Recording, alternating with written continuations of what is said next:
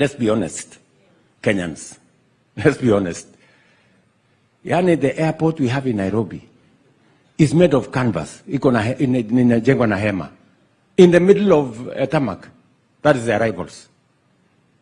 I mean, this is a temporary structure we put up almost, 7 years ago. We don't, Ethiopia have a brand new airport. Rwanda have a brand new airport. And it is the reason why we need to work with investors to give us a new airport in Nairobi. I have seen many people saying, William Ruto wants to sell the airport. Am I a madman? How do you sell a strategic national asset? You have to be insane. That was the President of Republic of Kenya speaking in Mombasa during the town hall meeting, telling the country that he is not mad to sell the airport. When cow leaders, the Kenya Aviation Workers Union, downed their tools earlier this week on Monday, protesting about the Adani deal, they made the country to believe that the problem was that that deal was going to risk their jobs. And so by evening, the government had met their demands, and there was no any other problem that probably the cow workers raised. Ladies and gentlemen, I want us to look at behind the scene intrigues. The problem is not what the aviation workers are thinking or are saying about loss of jobs only. In fact, that is a narrow perspective of the deal.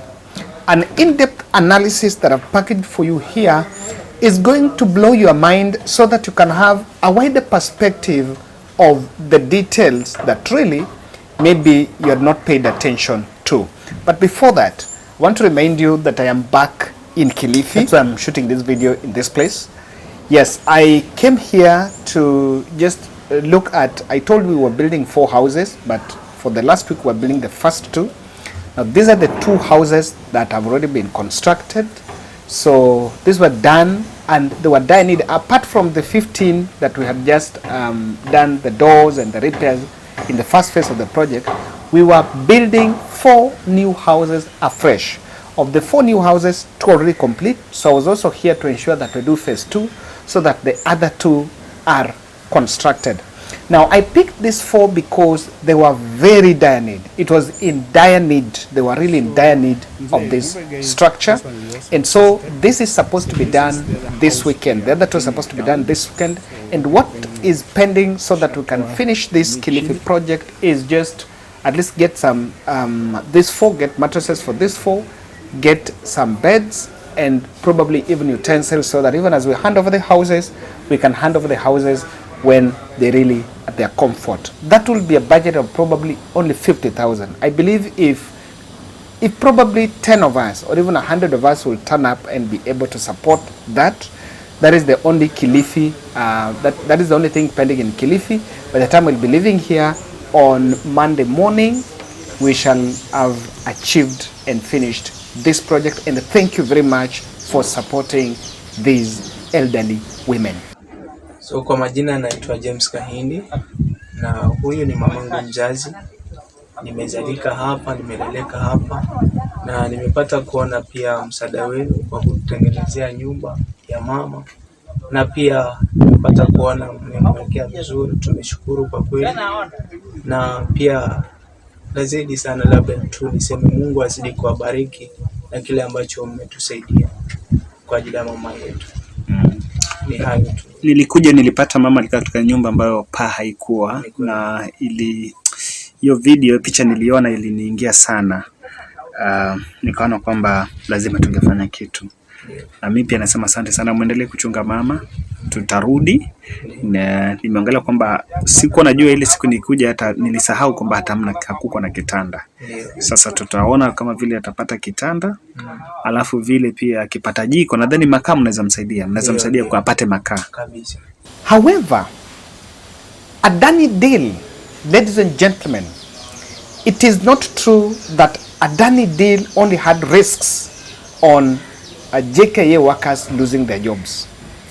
The dramatic twists emerging on this deal is opening the lid on what the government is either not telling the public or what the Kenya Kwanza administration want Kenyans to believe. There are two things they're being told. It's either there is something you're not being told, or government is shaping what they want you to think. And so I want to first debunk this. The narrative of JKA workers losing job is viable, is strong, but it's too narrow. What I want us to look at here is a wider perspective, and we look at the heads and the powerful forces behind this. In fact, you might be shocked that everything that have been happening, even that strike at JKA, they were stage managed as part of managing the rebellion in this deal. Government has been maintaining this one line of thought. What Osoro is saying there, that and they've been saying for long that the national carrier, the JKA, is making losses, and so government has been bailing JKA, and so they're getting a new investor so that it can be expanded. Number one, it can be expanded. Number two, it can make profits. Expanded in the name of in the sense of making it business viable in the next 10 or 30 years. But of course, Kenyans have questions why 30 years. 30 years is too long. And Kenyans have questioned whether we don't have capacity to just do it without the 30 years deal in it. So, Citizen went down. And I want us to look at this part of the link between Adani and G2G, and why the country really needs to pay attention to what the details about the Adani. And these are some of the factors why, apart from the job losses that KAU, the Kenya Aviation Workers, were talking about, there's so many gray areas in Adani deal that probably the public needs to know. Then comes the link between the oil deal and the JKIA controversy. It emerges that conversations about the airport project were initiated at the time with the same individuals affiliated to the government-to-government oil deal.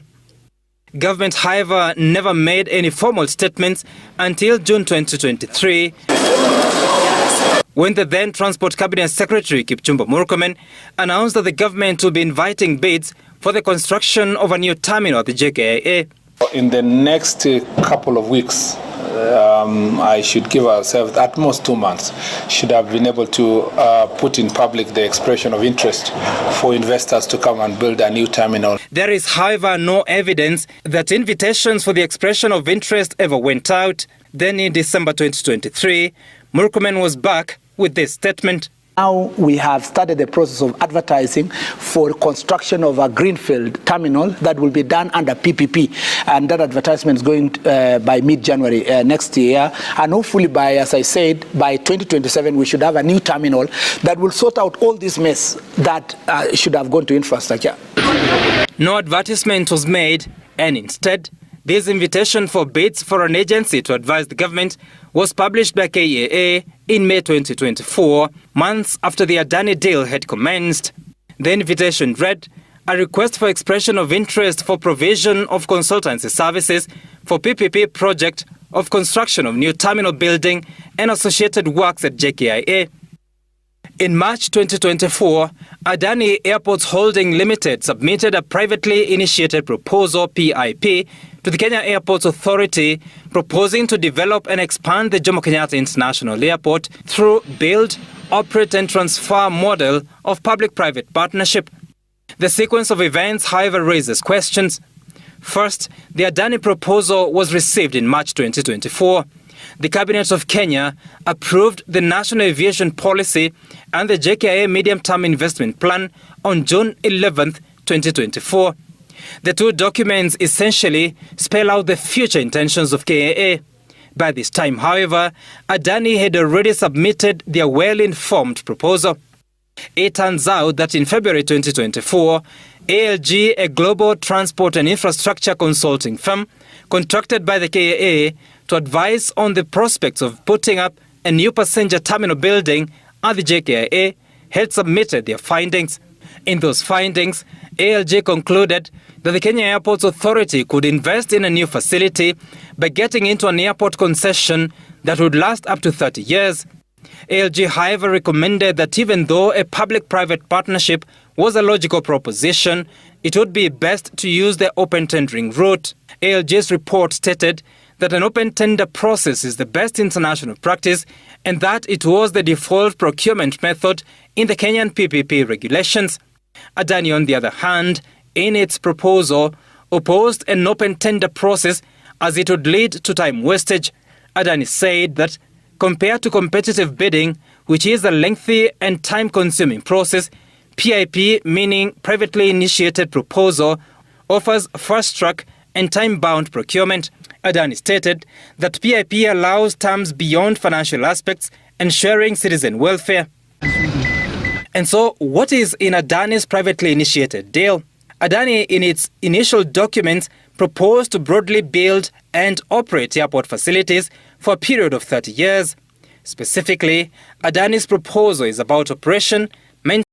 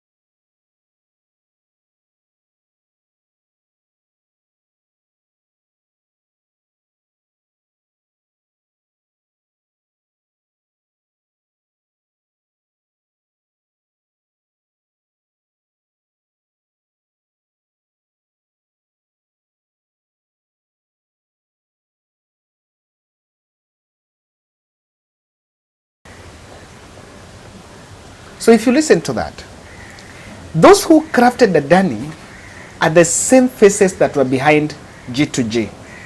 The model architect of G2G and that of Adani looks a little bit, it looks the same. But the whole thing is flawed. Now, the first eyebrow or the first tough question that is being raised on that issue of Adani is what the citizen is, the citizen team, the citizen story is talking about, rather is speaking in that story. The second issue is the powerful foreign players in this deal and the bribery claims around it. Do you remember some time back, I think that was last year, when Cherargei was actually saying that Murkomen received some bribe from China over some deal and something. These claims are propping up that there could be some powerful government officials that are benefiting from this deal. Now, even if let's say the deal is good, because let's try to pursue the angle, the narrative by the government that the KQ, the JKA has been making losses, and so we want it to make profits and we also want to expand it. But why would that Adani be involved with the link to some bribery? And I paid attention to the Senate proceeding today when Richard Onyonka was trying to execute his point, and you could see an attempt by Senator Karungo Dhangwa to try to silence a very intensive probe on Adani. Your time. No, Chair, thank you so much. CS, thanks for coming. And as I said yesterday as my classmate, I hope that whatever we say here, you'll deliver it to the President, because he needs to listen to what some of us have been saying. First of all, Chair, I'd like to make a special statement from myself that it was not easy for me to get information about Adani. This information came to me from a young man who's called Nelson Amenya, who lives in France. The young man sits in one of the investment companies in France, and he saw these documents pass on his desk. When he called me, the information that I was speaking made me first of all get worried about himself, because as you realize, Chair, I actually publicly have stated that the information Nelson Amenya has given me as of 3 days ago is that he has found some people who are following him in France, and he has actually, we have been talking to some people to create a safe haven for him so that he can be siphoned out of France. That's how delicate and personal this matter is to some of us. So, CS, I would like to, if you come across any of your friends who have been participating in this thing, tell them to leave Amenya alone. Tell them what we are trying to do is discussing issues about either we accept that Kenya is going to be a country of public good or is going to be a country of private good. And what we are saying is that we have information that we are going to table here, and I will tell you, my CS,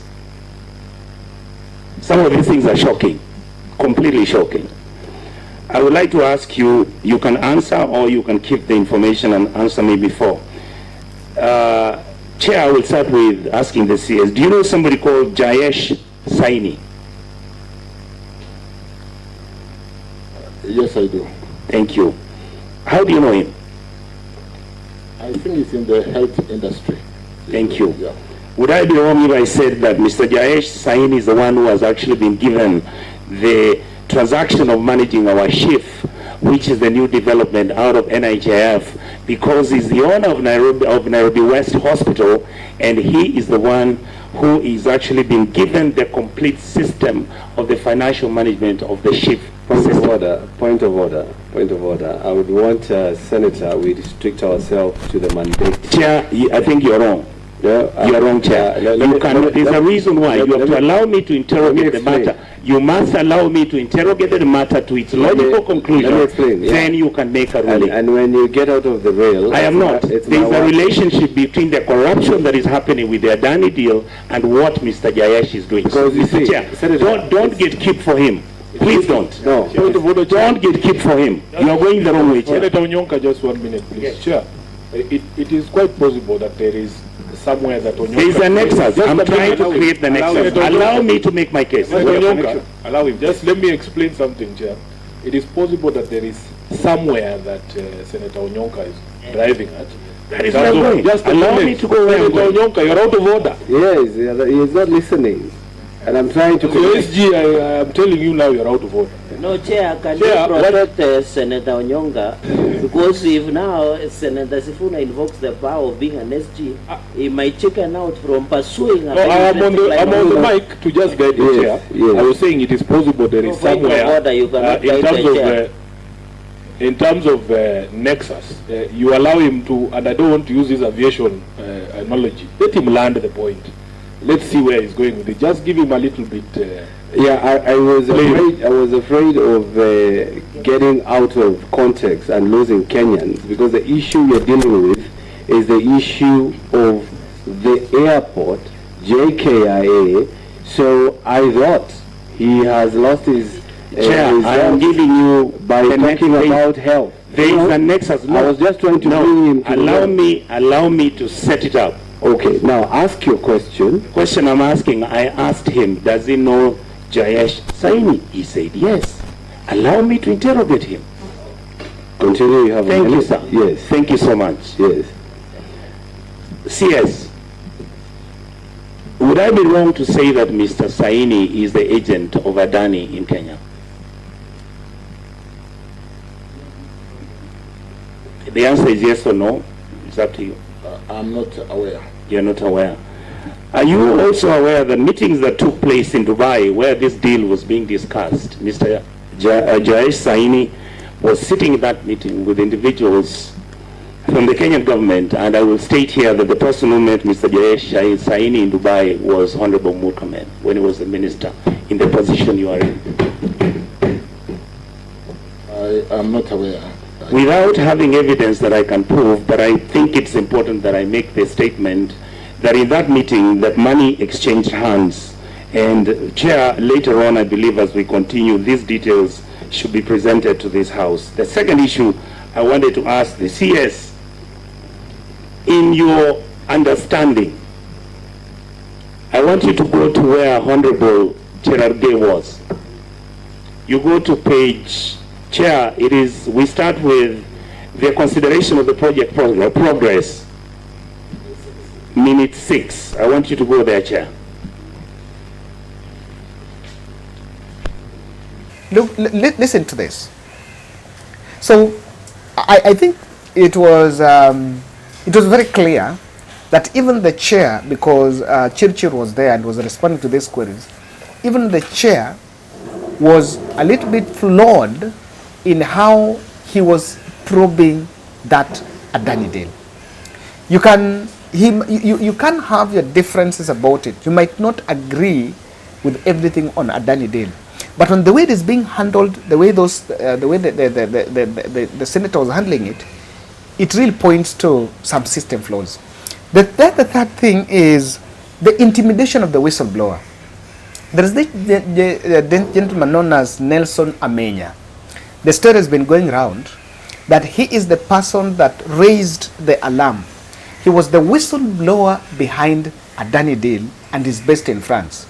So apparently the DCI has gone after his company and is being linked, and his company, is been told, it was published in the Standard, that his company is facing some probe on cryptocurrency, or rather his company is under intimidation. He's also saying that while in France, he is now looking for how he can get some safe space, because he believes that that some foreign journalists, some French-based journalists have been telling him that the Adani will stop at nothing but to pursue him. The other issue is they've also been receiving threats from journalists from India that are supporting that Adani deal on that expose. And look at all that. If it is good, and that gentleman, Nelson Amenya, seems just to be the whistleblower, just telling the country of what is happening, then why should all that be seen in the picture in the name of protecting that Adani deal? So that is the other great question that has been raised. The third one is, how powerful, how super is that Adani that they are still linked to two other ministries? There is Ketraco. He's also gotten some contract under Ketraco on power transmission through Gilgil-Thika line. So the same Adani we are talking about, JKA, also has some deal under Ketraco. Ketraco is under the Ministry of Energy. I wish even Wandai, who was supposed to appear in the Senate today, and by the time I was publishing this, I had not seen him in the Senate, maybe answering queries, could also come and answer questions on this Adani. Now, that Adani, that company is so linked that it also has, there is links of this current transfer of share to Schiff. There is one of the other powerful person that has also been named there by Onyonka. So, it is not airport, it is JKA, it is not the JKA, it is the Ministry of Health and the Ministry of Energy. One company, surely. Hata kama we really mean well that the procurement process is not flawed. The interconnection, the power of that one company getting all those tenders is very questionable. And in 2020, something very interesting about this deal is about the airport airlift. The airport airlift. So facelift, not airlift, facelift. It was supposed to happen between 2013 and 2016, then it collapsed. It collapsed because people didn't agree. Now, when William Ruto came to power, there was some agreement to initiate stalled projects. In one of the projects that was stalled and that President William Ruto now started to initiate is this. Now, between 2022 to 2023, Jomo Kenyatta International Airport was riddled with instances of blackouts and strikes that pointed to a mismanagement and even the leaking roof at the airport. And some people used to ask, so I remember when Murkomen said that the roof is leaking at JKIA because throughout Mwai Kibaki and Uhuru era, that infrastructure had not been made. And people were asking, so if it was leaking, why wasn't it not leaking? Why was it not leaking the time of Uhuru Kenyatta? And people even questioned that some of those freaky stories, the leaking roofs in JKIA, the arbitrary power blackout, the labor unrest in the JKIA, all those were stage managed to try to paint an image, to demonize JKIA because it was laying ground for that takeover. Now, if you call a government official, he will tell you that, do you know that JKIA has a leaking roof? We don't have the money to correct it. Do you know that JKIA has a problem in the terminal? We don't have the money to construct it. Do you know that JKIA has issues with the pilot? We don't have the money to fix that. But all that could have been part of a demand creation campaign so that to justify what the Adani deal takeover, why the Adani deal takeover is something that the country should appreciate. But this is part of this process. Now let's look at, narrow down to some 3 powerful insiders behind this deal. The Citizen TV is saying the G2G camp, the G2G team that crafted the government-to-government deal between Kenya and the Saudi Arabian companies, were the team behind it. I remember when the president was in KICC, William Ruto, and that was the first time he was praising G2G. He praised David Ndii and the team at EPRA as the ones that have come up with some super strategy, some super deal that is going to solve our problems in the energy sector once and for all. And could it be this camp of economic advisors are the ones that are crafting this G2G? And the G2G, the camp that crafted is the same camp that did the Adani takeover. Remember, why would that team be given this responsibility? Because they're not in the limelight. They're advisors. So they have not been much, they're just involved in negotiation.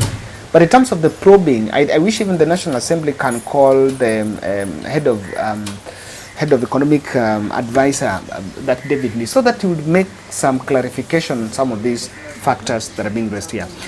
Number 2, or the other powerful people I'm seeing here, is there is a Ruto circle in cabinet. And this is Chirchir and Murkomen. Coincidentally, during the reshuffle, they were just moved, but they remained within those spaces. Chirchir was the Minister of Energy, and then Murkomen was in the Ministry of Transport. So Murkomen has been lifted from that area, and has from transport has been taken to sports.